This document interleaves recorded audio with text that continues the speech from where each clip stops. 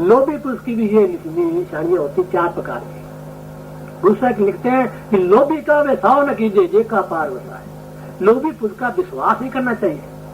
जिसके अंतःकरण में लोभ आ गया वो उसका ना तो गुरु है ना तो पीर है। धर्मशाह लिखते हैं अर्थात पुराणम न गुरु न बंधु कामा पुराणम न भयम न लज्जा। जो लोभी पुरुष है ना उसको तो गुरु है ना उसको संबंधी है, उसको 4 पैसे मिलने चाहिए चाहे कहीं से मिले। इसलिए लोभ को ले लिखते हैं कि लोभ कैसे पाप का बाप है। पाप जो है लोभ के द्वारा पैदा होता है। तो जैसे हल्के कुत्ते के अंदर 4 उसके चिन्ह है, इसी प्रकार से जीव के अंतःकरण के अंदर जिसके लोभ है उसकी निशानियां 4 होती है। जैसे हल्का कुत्ता झग छुड़ता है, ऐसे लोभी पुरुष वेद शास्त्र के विरुद्ध महापुरुष की निंदा करता जाता है। निंदा करना ये मानो उसके मुख से जग निकलना है। दूसरा जो है स्वान के अंदर क्या चिन्ह है, उसकी पूछ सीधी होती है। लोभी पुरुष की वृत्ति जो है सीधी रहती है संसार की तरफ। 4 पैसे मिलने चाहिए, वो रात दिन जागता रहता है, समाधान रहता है, उसकी वृत्ति सदाकार रहती है। कुत्ते की पूछ की नहीं। जैसे उसकी पूछ सीधी होती है पागलपन में, ऐसे लोभी पुरुष की वृत्ति संसार की ओर सीधी रहेगी। तीसरा चिन्ह स्वान का क्या होता है, पागल का, वो जल से भागता है। ऐसे यहाँ जल कौन है, महात्मा का सत्संग। संतों के सत्संग से लोभी पुरुष दूरी भागता है, सत्संग में नहीं जाता। 4 पैसे मिले कहीं से मिले, कोई उनको सत्संग की जरूरत नहीं है। तो जैसे स्वान जल से दूर भागता है, ऐसे लोभी पुरुष भी सत्संग से दूर भागता है। चौथा, जिसको स्वान काटता है हल्का, वो जीव भी हल्का हो जाता है। इसी प्रकार से लोभी पुरुष की संगत करने करके दूसरा पुरुष भी लोभ को प्राप्त हो जाता है। बड़े बड़े सेठ लोग बड़े शहरों में रहते हैं, पूछने पर पता चलता है कहने महाराज रेस लगी हुई है, अमुका इतना कमा गया मैं पीछे रह गया, अमुका इतना कमा गया मैं पीछे रह गया। देखा देखी लोभ की बुद्धि उस रात दिन जागती रहती है। तो लोभी पुरुष की संगत करने से जीव के मन के अंदर लोभ की प्राप्ति हो जाती है। जैसा संग वैसा रंग, जैसी जीव संगत करे वैसी जीव की मनोवृत्ति बन जाती है। भगवान लिखते श्रीमद् भागवत के अंदर विषयां जायते चित्तम विषय सुविसज्जते मामनो स्मृतः चित्तम में प्रबलीय। हे उद्धव, विषयों का ध्यान करने करके जीवों को विषयों की प्राप्ति होती है और मेरा ध्यान करने करके जीवों को मेरी प्राप्ति होती है। तो जीव का धर्म है परमेश्वर का चिंतन करे, परमेश्वर का अभ्यास करे, उसको रात दिन ध्यान करने से अंत काल में परमेश्वर की ही प्राप्ति होगी। तो गुरु साहब फरमान कर रहे हैं, जिन्हें हमने राम नाम को जपा, हृदय के अंदर धारण किया, निज जासन किया, तो फल प्राप्त क्या हुआ, काम क्रोध न मोहिए, बिन से लोभ स्वान। ये लोभ जो स्वान की न्याय और काम क्रोध आदि, ये सारे अंतःकरण से नाथ को प्राप्त हो जाते हैं।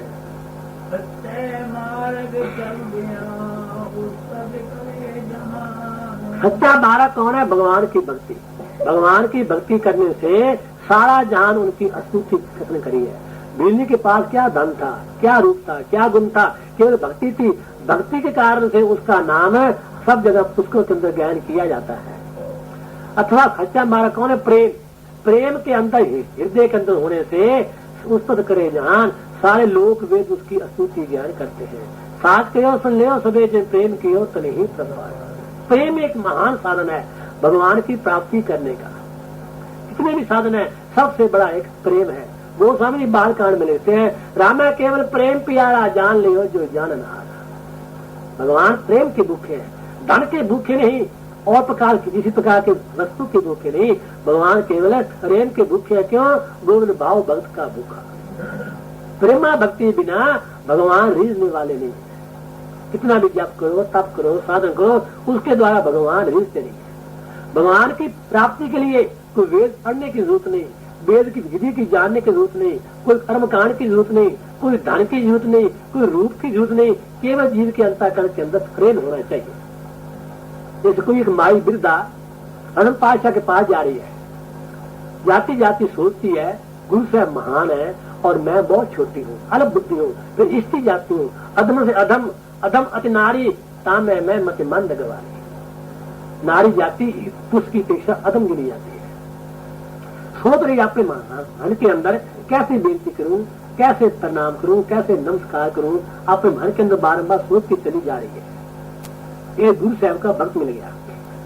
उन्होंने बेनती करी माई ने कि भाई साहब गुरु के पास जाके कैसे बेनती करी जाती है, कैसे नमस्कार करी जाती है, और बेनती करने का ढंग क्या है। जिज्ञासु सिख गुरु साहबों का महान श्रद्धालु था। माता जी आप गुरु साहबों के पास जाकर के अपने गले के अंदर कपड़ा डाल लेना, कपड़ा डाल करके कपड़े को अपने हाथ में पकड़ करके दोनों हाथों को जोड़ करके गुरु साहब के चरणों के आगे ये बेनती करना कि आप गरीब नवाज हैं और मैं गरीब हूँ, मैं अनाथ हूँ आप दीनों के नाथ हैं, मैं पतित हूँ आप पतित पावन हैं, मैं नियोटी हूँ आप मेरे होठ हैं, मैं निराश्रय हूँ आप मेरे आश्रय हैं।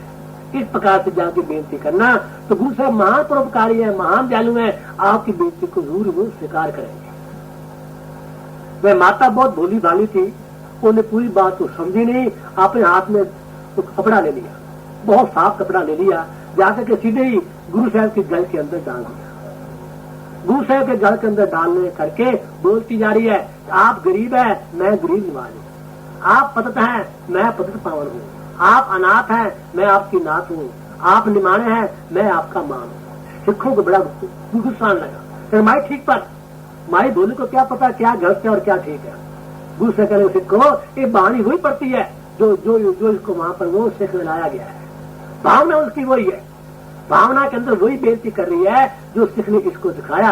अब कहने के अंदर जरूर फर्क है, इसमें कोई फर्क नहीं है।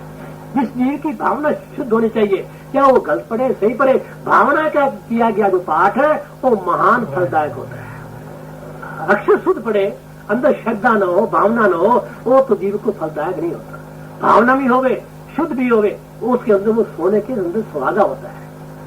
इसलिए हर जीव का धर्म है अंदर प्रेम रखे, श्रद्धा रखे, भावना करे, उसके द्वारा किया गया जप तप वो महान फलीभूत होता है। इसलिए धर्मशास्त्र लिखते हैं स्वभावे पुष्यंति देवा सत्पुरुषा पिता यास्तु अनुपाने वाक प्रधान पंडिता।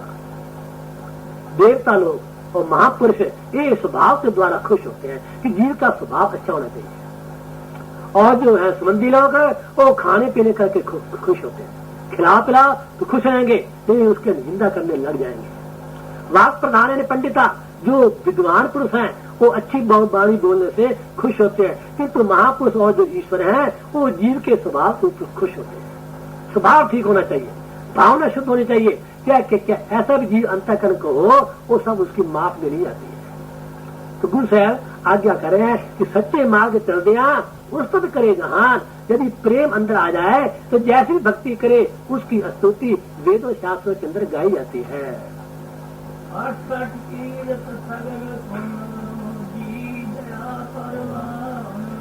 इसके ये 18 तीर्थ है, 18 तीर्थों का फल दया के बराबर नहीं है। अष्टादश पुराणे सु व्यास से वचनम दयम प्रोपकारा पुण्याय पापाय पर पीड़ित। व्यास भगवान लिखते हैं 18 पुराणों के अंदर 1.5 पुण्य है और 1.5 पाप है।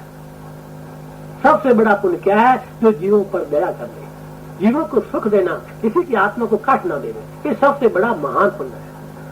और अद्धा पुण्य क्या है? जप करना, तप करना, उपासना करनी, तीर्थ यात्रा करनी, दान पुण्य करना, ये मानो अद्धा पुण्य है। और 1.5 ही पाप है। सबसे बड़ा पाप क्या है? कि जीवों को दुख देना, जीवों को कष्ट देना, जीवों के दुख के प्रति सोचते रहना कि हमके जीव को कैसे दुख मिले, एक महान सबसे पाप है। और अद्धा पाप क्या है? बाकी जो चोरी आरी आदि है वो मानो अद्धा पाप गिना जाता है। तो सबसे महान पुण्य जीवों पर दया करनी है, इसके बराबर जगत में कोई पुण्य नहीं है। ये कोई एक राजा, उसको कौन रोग की प्राप्ति होगी, बड़े बड़े धर्म कर्म किए, कौन ना हटा। इस महात्मा के पास आया, कह महाराज कौन नहीं हटा, बहुत दान पुण्य किया है, कौन रोग की निवृत्ति नहीं हुई है। महात्मा कहने राजन आप भंडारा करो, किसी को खुश करो, खुश करने करके आपके रोग की निवृत्ति हो जाएगी। राजा था, धन की कोई कमी नहीं, बहुत दान पुण्य किया किंतु रोग न हटा। फिर आया महात्मा के पास, कहने महाराज आपकी आज्ञा भी मानी, खर्च भी बहुत किया किंतु हासिल कुछ भी नहीं हुआ।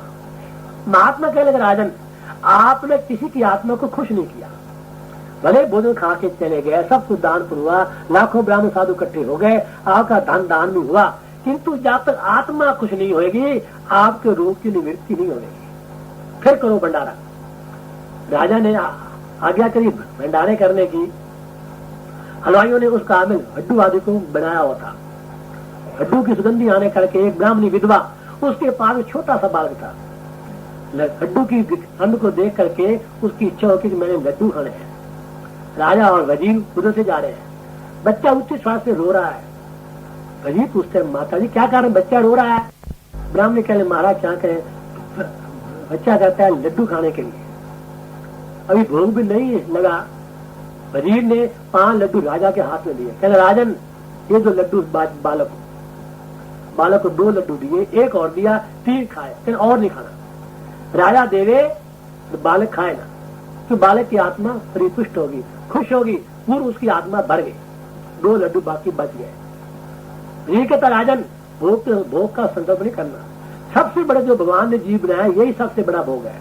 भगवान सबके अंदर हंस रहा है। जो एक बालक ने खाने, ये एक ईश्वर का भोग मानो जानो है। परमात्मा ने मानो भोग को लगाया है। ये लड्डू बच्चा खा करके उसकी आत्मा खुश हो गई। राजा जी घर के अंदर पहुंचा और अपने बदले तो क्या देखता है, उसका कोट सारा निवृत्त हो गया। हाँ, बहुत खुश हो गया। जल्दी कपड़े उतार करके राज वाले दूसरे कपड़े पहन करके महात्मा के पास पहुंचा। कर महाराज आपकी महान कृपा होगी, आज मेरा कोट रूपी रोग निवृत्त हो गया। कैसे निवृत्त हुआ पता नहीं। महात्मा कहले, राजन आपने किसकी आत्मा को खुश किया है? सोचो कि नहीं, मारा मैंने तो कुछ नहीं किया, ना को दान किया, ना को पुण्य किया, ना किसी को खुश किया। महात्मा कहते नहीं, जरूर ऐसा काम है जी। कहने महाराज ये काम जरूर किया है। एक विधवा जो है ब्राह्मणी, उसके बालक को हमने 3 लड्डू दिए। महात्मा का राजन उसी पुण्य का फल है, आपका कोट रोग की निवृत्ति हुई है। उसकी आत्मा खुश हो गई। उसने और लड्डू की चाहना नहीं करी, 3 लड्डू खा करके उसका पेट पूरा भर गया। उसकी जो आत्मा की आवाज है, उसने आपको कोट रोग को निवारण किया है। तो सबसे बड़ा तीर्थ ये है, सबसे बड़ा जो दया करने की जीव पर है, एक महान पुण्य है। तीर्थों पर स्नान किया, यदि मन के अंदर दया ना आई तो तीर्थों का स्नान किस काम का है? लौकी 8 तीर्थ नाई कौरापन तो न जाए। तीर्थों पर स्नान किया, लौकी ने कुंभे ने, कौरापना उसका दूर नहीं होता है। तो रामना रूपी तीर्थ के अंदर स्नान करने करके जीव के अंतःकरण में जो कौड़ापन राग रूपी रोग है, वो सारा निवृत्त होता है। तो गुस्सा दया की प्रधानता आज्ञा करते हैं कि 8 तीर्थ सगल पुण्य जी दया परवान। जीव पर जो दया करनी, ये मानो 18 तीर्थों का फल है, उसको घर बैठे प्राप्त होता है।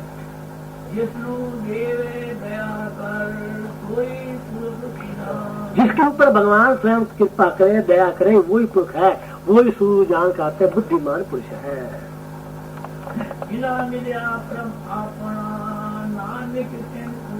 श्री गुरुजन देव महाराज पंचम पातशाह मार्च के महीने समाप्ति कथन करते हैं, जिन्हें मिला पे अपना नानक तिन कुर्बान। जिनको परमेश्वर की प्राप्ति होगी, ऐसे महापुरुषों के चरण के ऊपर हम बारंबार बलिहार कुर्बान जाते हैं। महापुरुष के द्वारा ईश्वर की प्राप्ति होती है।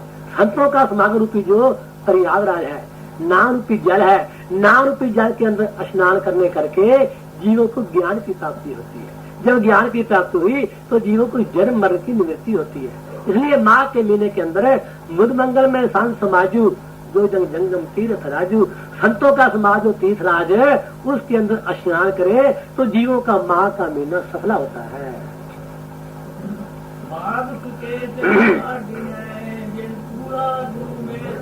तो माघ के महीने के अंदर सुच्चे करते पितृता वाले, पावनता वाले, वही बात से जीव बात से पितर है। कौन है? जिन पूरा गुरु मेहरबान, पूरे गुरु जी जिनके ऊपर मेहरबान हो गए, दयालु कृपालु हो गए, उन्हें को ये माघ का महीना सफल होता है।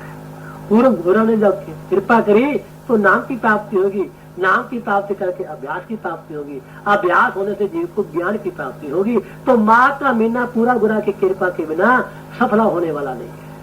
तो जब पूर्ण गुरु ने मेहर करी, पूर्ण गुरु ने कृपा करी, दया दृष्टि करी, तो माघ सुचे से कांडिए। और माघ के महीने के अंदर सुचे करता है, वो जीव पावन कहे जाते हैं, पितृ कहे जाते हैं। और लोक में वो जीव पितर ही पितर है। क्यों? शुद्ध कहा काची भी, ये शरीर अपितर ही पितर है।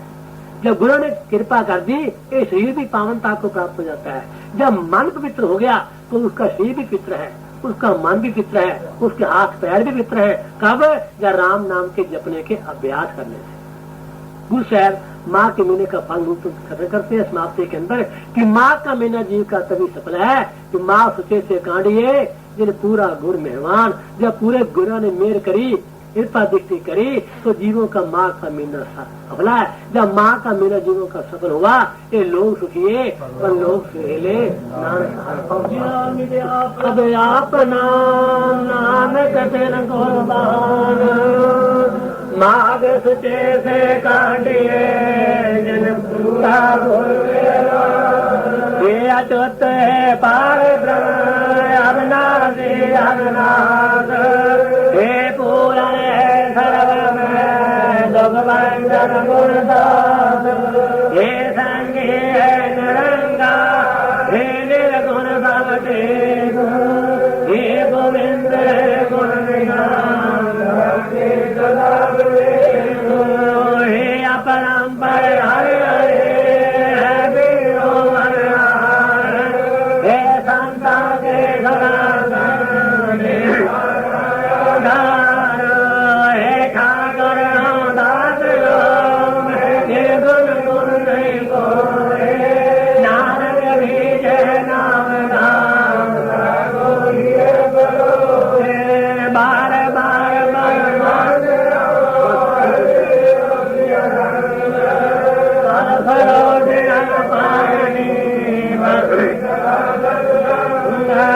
तुलसी रसना तब बले जब लग नहीं तो दिल तल काटिए मुख में चाम कबीर मानक जन्म दुलभ होए न बारंबार जो बन फल पाके भोएंगे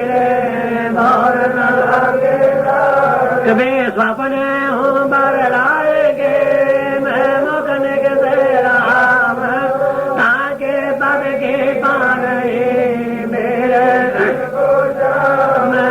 सतदारायण रक्ष में पापे के भीरो शांत समागम हरि कथा कभी लौटना है तो लौट राम नाम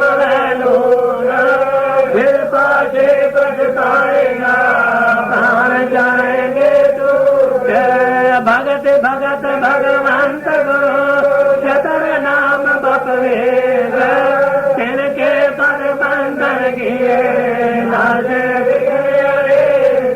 एक ओंकार सतनाम कर्ता पुरुष निर्भव निर्वैर अकाल मूर्त अजूनी सैवन प्रसाद समस्त रख्या पा ब्रह्म हस्त रख्या परमेश्वर आत्म रख्या गोपाल स्वामी धन चंद रख्या जगदीश्वर सर्व रख्या गुरुदयाल है दुख विनाशन है भक्तवत्सल अनाथ नाथे नानक पुरख अच्युत है साथी भाव न लगी पार ब्रह्म शरणाई योगिर्द हमारे राम का दुख लगे न भाई सतगुरु पूरा भेटिया जन वंश बनाई राम नाम औखत दिया काल विलाई झाक लिए तिलनखन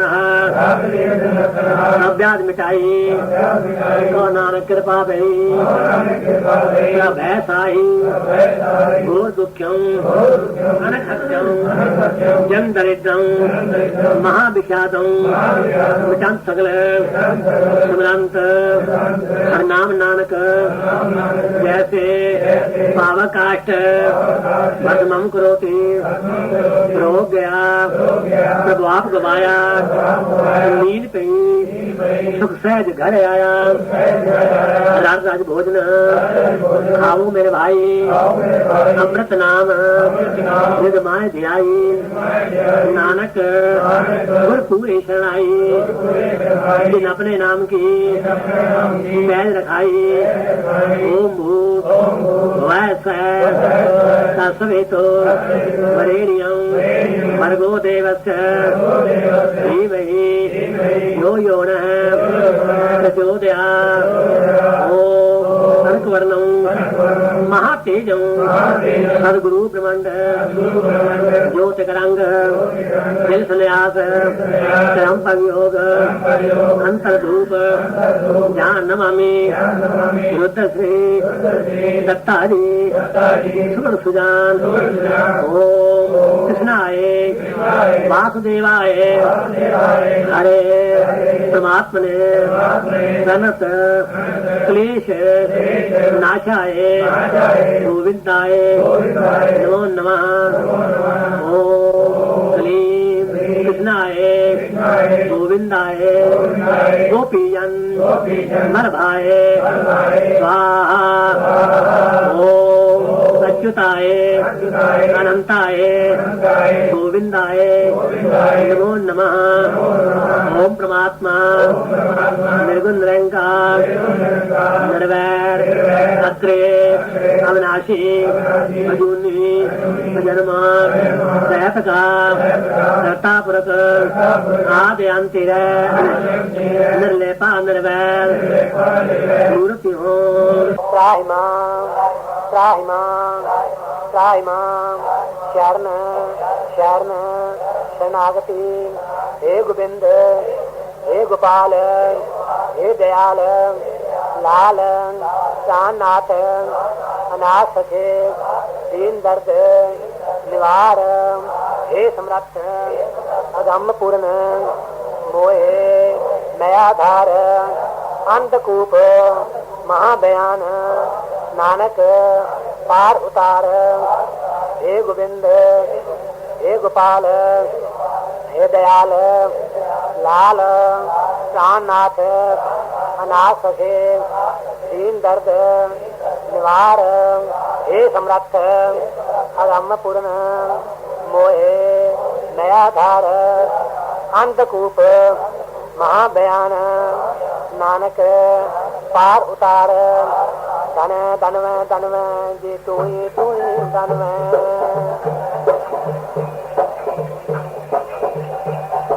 धन धनव जी तू ही धनव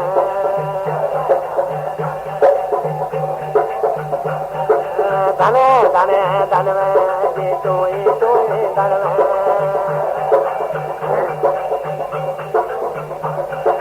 धन धनव जी तू ही धनव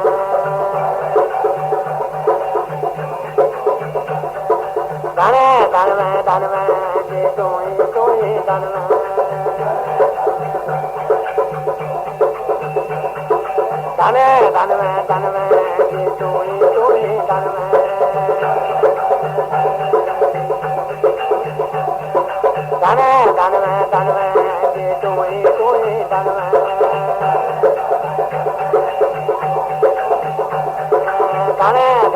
धनव जी तू ही धनव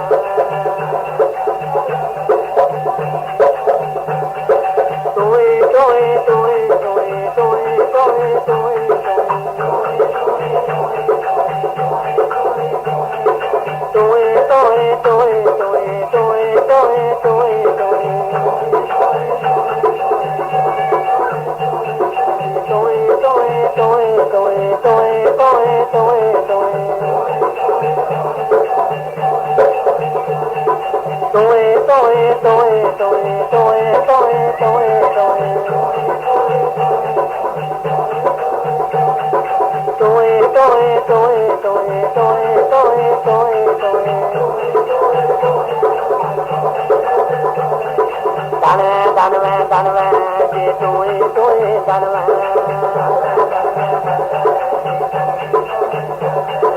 धन धनव जी तू ही धनव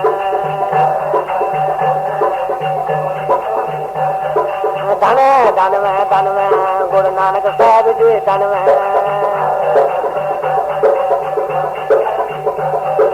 धनव गुरु अंगद साहब जी धनव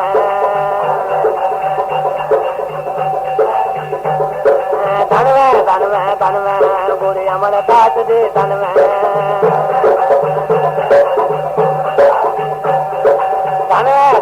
धनव गुरु रामदास जी धनव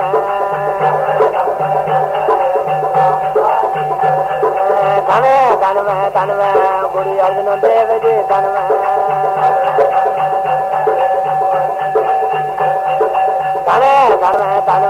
गुरु हर गोविंद जी तन्मय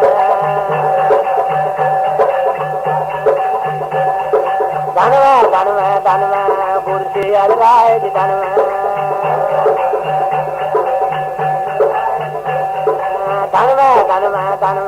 गुरु हरि कृष्ण जी तन्मय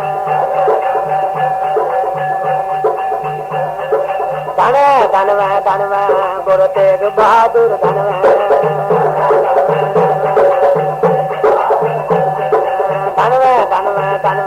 गुरु गोविंद सिंह जी तन्मय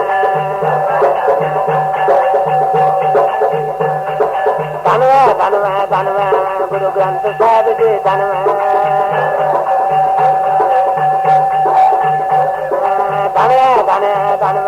जी तू ही तन्मय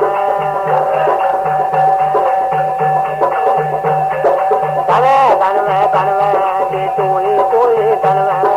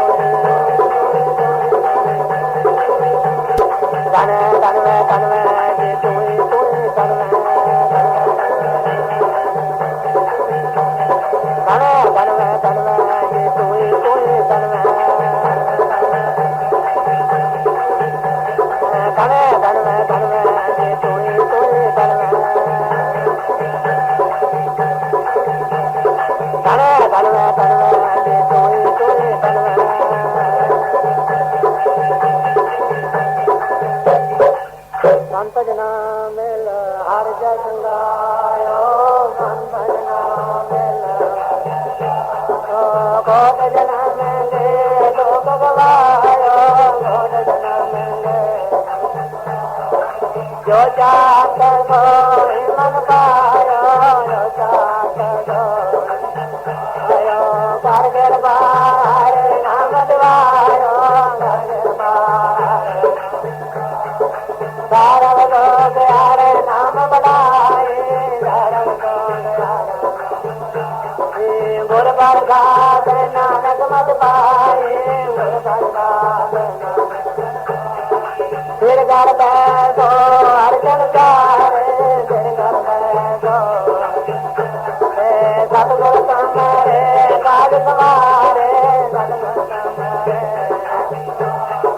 दोस्त दोस्त पर कर मारे दोस्त दोस्त पर जन गिर तेरा कर पारे जन गिर बाजा गा बग कर देने बाजा गा बग कर देने